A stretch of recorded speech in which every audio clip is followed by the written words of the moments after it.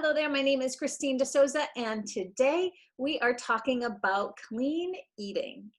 Today I'm going to go through some of the basics I have here for you on this nice handy handout.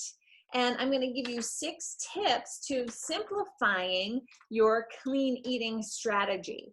So there's so many diets out there. So everything you hear about, there's keto, there is low carb, there's Atkins, there's paleo, there's gluten-free, there's so many different, there's Weight Watchers, that's another one, Whole30, that's another popular one. And there's so many different diets that what can happen is you can say, okay, you know what, I want to clean up my eating, I want to clean up my act over here. But then when you start to look around and decide what your actual strategy is going to be, you just get totally overwhelmed and you just kind of say, yeah, maybe next week, maybe next Monday, because it's not clear. There's a lot of variables and a lot of variation, and there is actually more than one way to eat that will work for your goals. Now, if we're talking about general health, and in most cases, weight loss, these six tips are going to help you start to transition into a cleaner way of eating without having so much confusion, without counting macros, without, getting all complicated. Now, there's a place for some of these other techniques, but that's not what we're going to talk about today. This is something that I love to go through with all of my new clients so that they have a really firm foundation and a place to get started that is not so intimidating. So if you are like me and you like some Cliff Notes, I have included Cliff Notes here. So the basics of clean eating, what we're going to go over today, we're going to talk about, instead of all the different strategies, we're going to talk about what we know to be true. What we know to be true. So for example, we know in the short version here, which I'll include this worksheet for you, we want to hydrate, no added sugars, nothing artificial, balanced meals of every color, good fats, whole grains, and lean protein. You could just take that, run with it, and you'll see a dramatic improvement. If you just stick to that, you'll see a dramatic improvement in how your body is functioning, how you're feeling, okay? Of course, there's a lot of other things that we could add to it with your mindset, with your sleep, with, all kinds of things. But to keep it simple, if you just started here, you would see a big improvement. And if you're also like me, because I have dueling sides, right? Most of us do. I want to know why. I want a little bit more information. I want a little bit more guidance, okay? This is good to stick in my brain, but what do you mean no processed food? What exactly does that mean, right? So when we're talking about this, the first thing I want to mention before we go into those tips is that consistency. If you take this little square and you're consistent with it, that's going to be a 2 thumbs up for you. So consistency is the key to all of this, because you know that you can't just do this for a week and expect to see changes. You have to commit and be consistent with whatever you decide to do, with whichever technique or diet or way of eating you choose. So when I'm saying diet, I'm not necessarily meaning cut your calories, okay? I'm talking about your actual nutrition. All right. So you've got those cliff notes, and I like to encourage you to think of your food as fuel. And when you start to think of your food as fuel, it becomes much easier for you to understand what you should be eating and why you shouldn't be eating certain things. Okay, so if you try and reframe your mind to remembering the purpose of food, even though we like to make it about our entertainment and we like to make it about our relationships and we like to make it about all these other things, it's actually to fuel your body. Okay, so, and that's why it's important to make these choices. So let's talk about number 1, the 5 ingredient rule.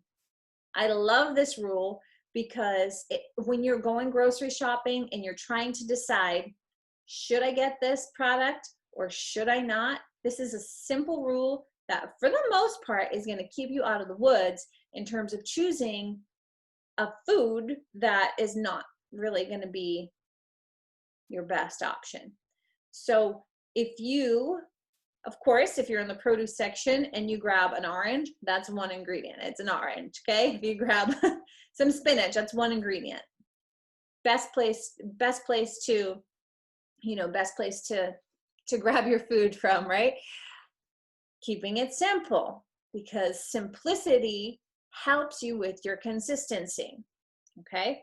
Now, meats, dairy, things like that, if you start looking at the ingredients, you'd be very surprised. So for example, if you buy a turkey breast to roast and you see that it's in some sort of a solution, there's often more ingredients than just the meat in some of the meats that you're choosing, okay? So there's some sneaky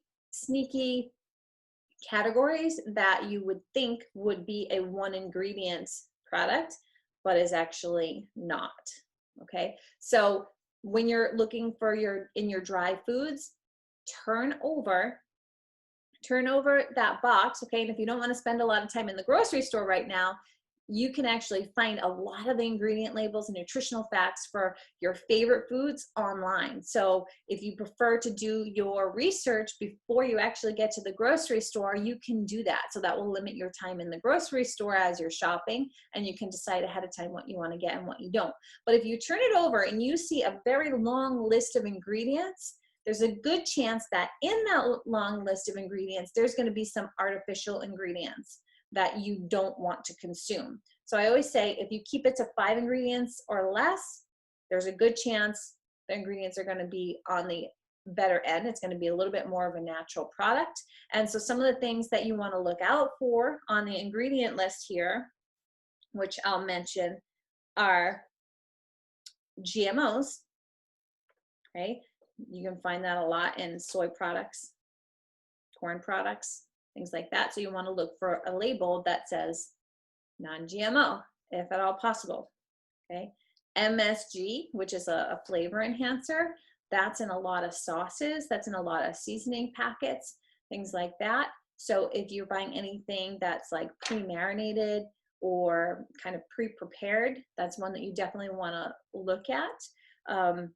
Soy sauces, things like that, they're, unfortunately, products are not all created equally, which is why there's 10 different soy sauces or 10 different of the same exact product, because they are not created equally. So you have to look on the back and you have to see, you have to turn that around. You have to turn it around, because, and this is not a lesson on label reading, that can be like a whole other day, but if you don't turn it around, what you see on the front can be completely misleading. So it can say all natural, and the things that are natural, all natural, can be interesting, okay? So there's a lot of things that they can finagle into that ingredient list that are natural, but you might not want, right? Okay, so MSG, artificial sweeteners. So for sure, things like Splenda, NutraSweet, if they still use that. There are some sweeteners that are more natural and less processed, but you want to do your best to stay away from artificial sweeteners, because it is not worth saving the calories. It's not worth saving the calories for something that's going to be carcinogenic for your system, right? Or something that's could contribute to cancer, like aspartame and things like that have claims, right? Even on chewing gum. Bulking agents, gums. Okay, so these are like fillers. Now a gum, you want to see where they come from. There's a lot of products that have gums in them. So for example, like cottage cheese, and you have to kind of make the choice on like how strict you want to be. But there are gums that come from different things, like a xanthan gum, okay? that can be more come from something that's fermented and potentially not the greatest fit for you. And then there's vegetable gums, and there's all different types of gums. Now, if you can get a product that doesn't have any gums, better, even better, okay? If it does have a gum, like a carabine gum or something like that, you can do your research on that ingredient if you want to, and you decide if it's worth having that or not, okay? Because here's the thing, if you get so crazy that you don't want to have anything artificial ever, you're just going to become paralyzed in the grocery store. So you need to make these decisions for yourself, okay? And sometimes, like, if you have something now and again, it's not the end of the world, okay? But these are general guidelines for what you're going to consume the majority of the time, okay? Or I should say not consume the majority of the time. Polymers, so there are polymers, okay? If you look closely, artificial colors and flavors. So if you have a family member or you yourself that's getting headaches all the time, there have been things linked to, like, say, red food dye. I know several clients who cannot have anything that have an artificial dye in them.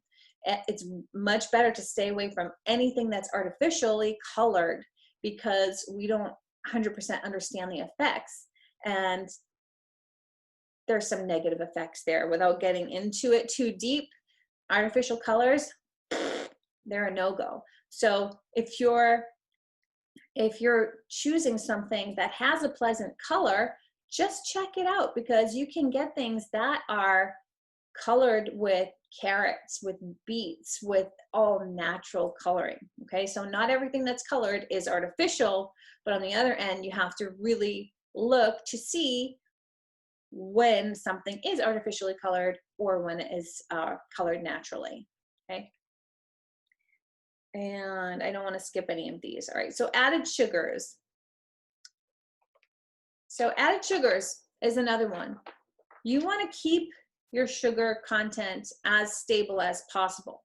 So the more products that you get that have added sugars, the less stable your blood sugar is going to be, because you'll be contributing to spikes in your blood sugar. Now, if you want to maintain a healthy diet and you want to maintain, not have the crashes, not have the cravings, and be able to keep your energy level consistent, you want to make sure that you're not spiking and dropping, okay? You want to primarily eat low glycemic, okay? These are things that are going to digest slower, and then also just not spike your insulin, right? Because we don't want insulin resistance, okay? So those are some things that you can look out for. So that's just our first rule. That's our first rule, okay? Okay, number 2, cook from home. Cook more from home. Now, you might be doing that more now. You might be cooking more from home, but you never hear people say, you never hear restaurants, kind of saying, like, maid, come get your restaurant style ribs. No, you hear, come get your home style ribs, your home style this, your home style, right? Home style, because home cooking is amazing, okay? So if you're cooking at home, the more you're cooking at home, the more you're in control of the ingredients that you're using, and there's not those hidden things that, you go somewhere and you get, for example, salads, or even anything.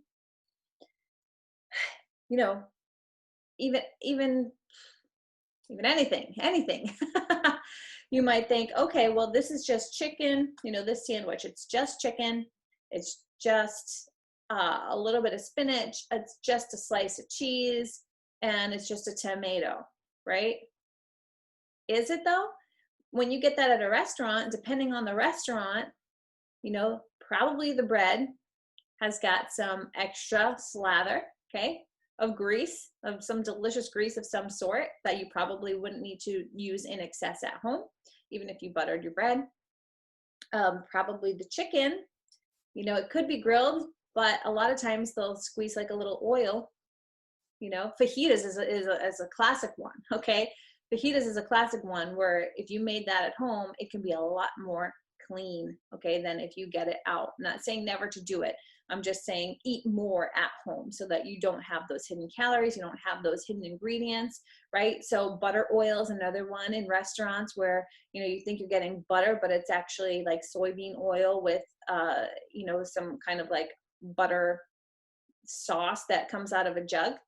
Okay, just saying, cook more at home. You know, there's a reason why like the cooking channel is so addictive, because oh my gosh, because home cooking is so good. You know, it's just getting up the motivation to get up yourself and actually cook that thing, right? And I know we're all short on time. Okay, meal prep is for another day, but I encourage you to try and cook a little bit more at home. All right, so here's the next one. Number 3, allow yourself to indulge. Every time you tell yourself no, or you tell a child no, which we're sometimes like children, when somebody tells us, no, you can't have cake, you can't have chocolate, you can't have sugar, you can't have coffee, you can't have this, you can't have that. Our immediate instinct is to go find it and consume it, right? We just don't like being told no, and it kind of induces a little bit more of a craving. It's so funny how that works, you know, without getting into the psychology of that. You want to allow yourself to indulge. You want to allow yourself and tell yourself, I can have that anytime I want, because you know what? It's true, but I'm deciding not to, or I'm deciding to have it at this point in time, right?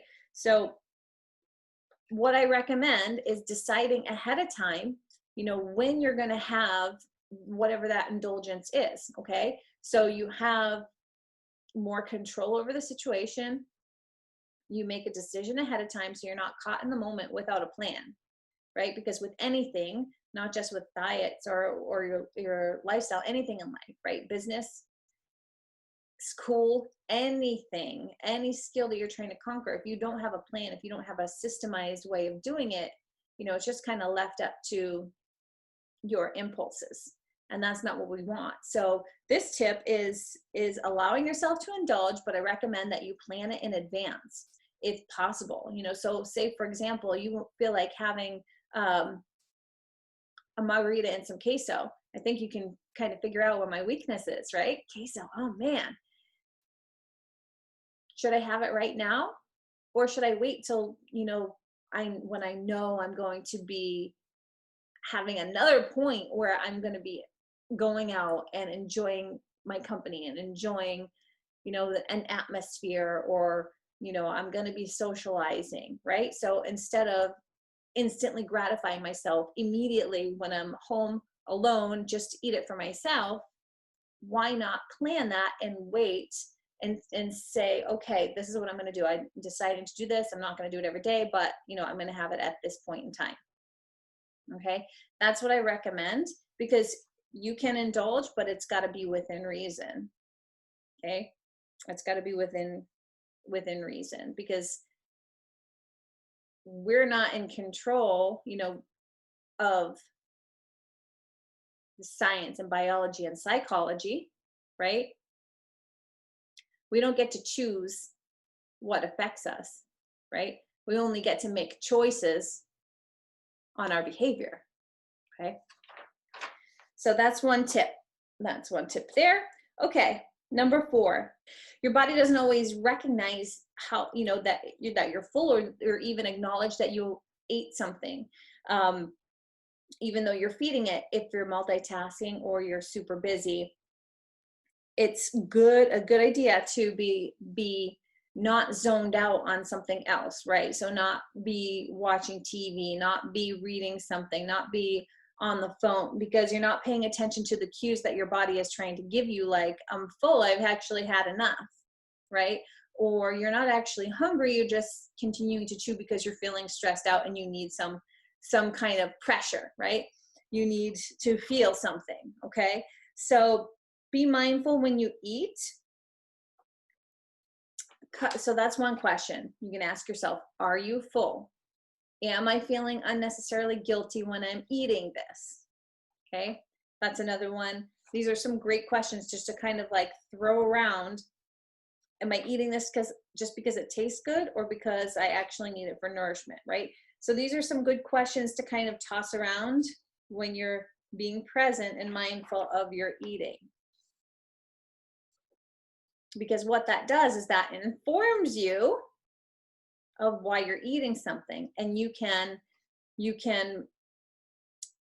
lean that up against your values and see if they match up. All right, number 5, keep a food diary. Okay. Keep a food diary. I know people love this. Okay. It is so easy for us to keep a food diary now. It's not like in the old days where we wrote it on a notebook, which you can do that. You can write in a notebook, but you write in a notebook and then you got to go find the product, write it down, do the math. No, we have things like MyFitnessPal and Lose It, app that you can just plug everything in. They have like every food under the sun. And if they don't, then you can usually scan the barcode. And this is an exercise in awareness. So it's not because you have to track every calorie you eat for the rest of your life. Not at all.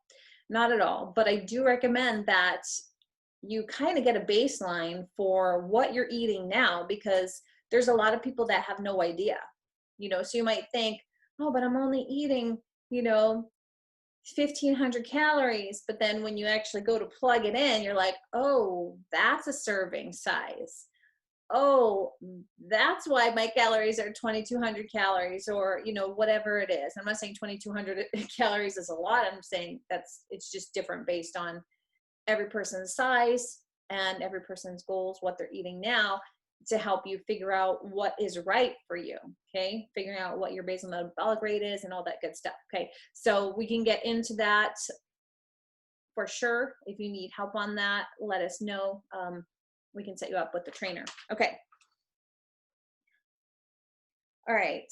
So keep the food diary. And the last one here.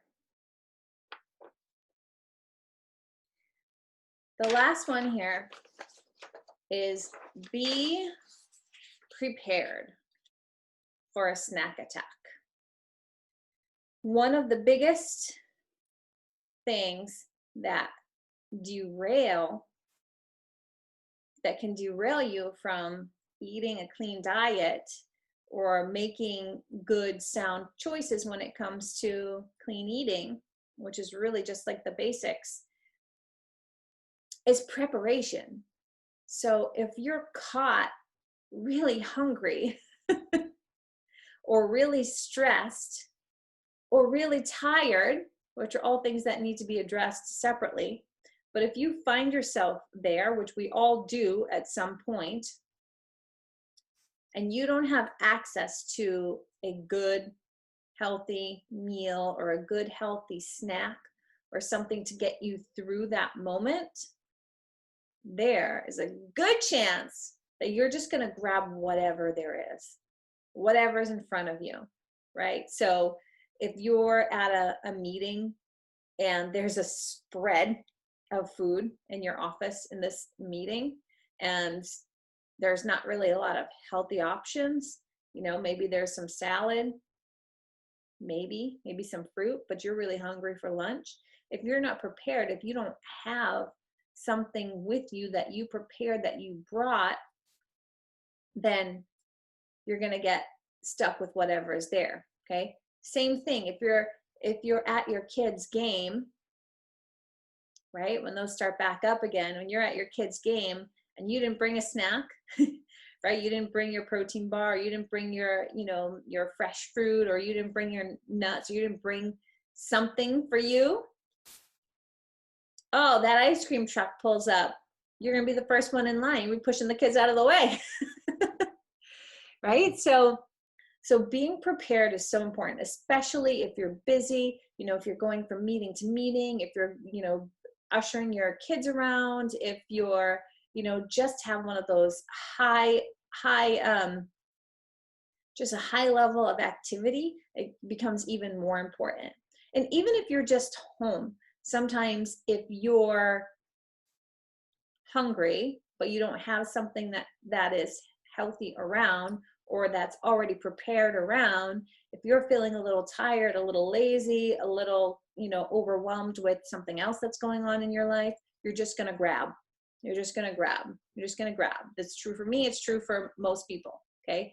If you're not prepared and you don't have something that's easy to access. Okay. Simplicity keeps things much more successful and under your control if you're prepared.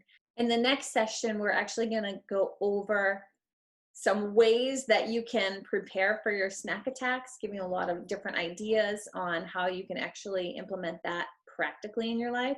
But for now, these 6 tips should really be a good start to starting to clean up your eating, okay? Some good foundational rules. Of course, you can get more complicated than this. You can get more strategic. You can get into it, okay? And we can support you on that, but this is a really great start. So I want to know which tip has helped you the most and what you decide to implement. And I want to know how it's helping you and what are your go-to tips that can actually help everybody else, because we're all created differently and you might have an idea that we have not included in this quick 6 tips for clean eating. So let us know in the comments below, and thank you so much for watching. Again, my name is Christine D'Souza and I will see you next time.